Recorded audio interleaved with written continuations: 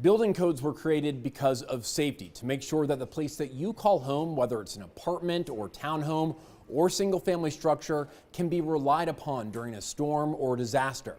Those codes are updated frequently by international experts, but even more frequently recently here in North Carolina, state lawmakers backed by builders and special interests are taking the code into their own hands. Across Mecklenburg County, our representatives need to step up. And the Charlotte region. We're just your everyday people. I think the developer's been taking advantage of that. WBTV has revealed the housing boom has come with construction defects, costing homeowners and HOAs. There should be some protections because right now, we have none. One of the biggest things protecting homeowners and keeping builders safe is the state building code.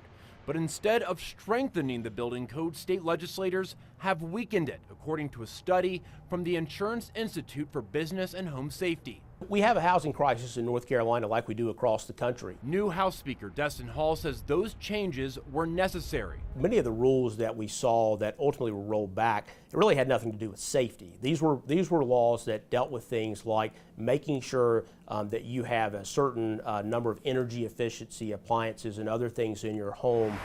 The changes Hall is talking about are in this bill, which partially aims at freezing the state's energy code. It became law over then Governor Roy Cooper's veto. We're not going to repeal those things that put people's safety at risk.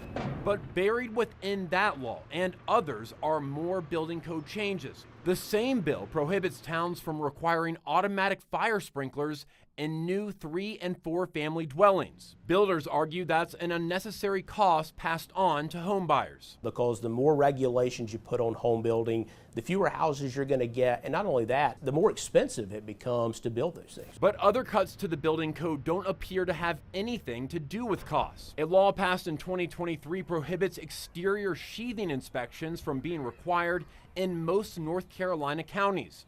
Bad sheathing can lead to expensive water intrusion issues mentioned in this lawsuit, and these lawsuits all filed within the last few years.